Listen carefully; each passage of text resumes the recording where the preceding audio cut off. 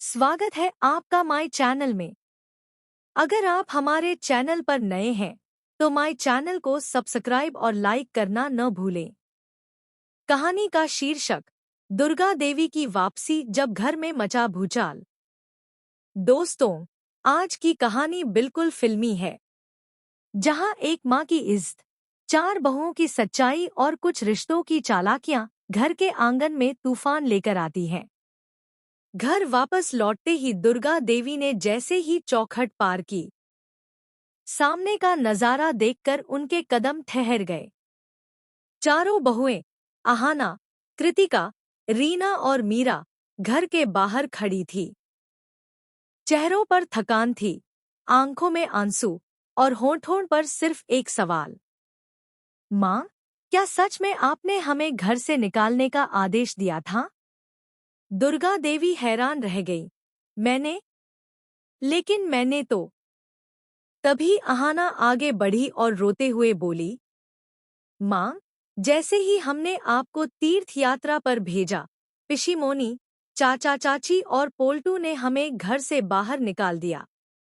कहा कि हमने आपको शोक्तू मामा के साथ भेजकर घर की इस मिट्टी में मिला दी। यह सुनते ही दुर्गा देवी की आंखों में आग भर आई।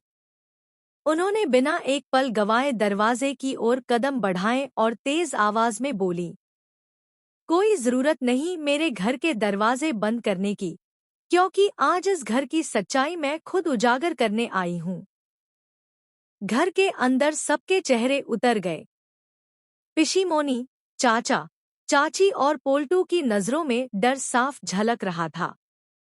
दुर्गा देवी ने गुस्से में कहा, मेरी गैरहाजिरी में तुम सबने बहुओं के साथ ऐसा सलूक किया?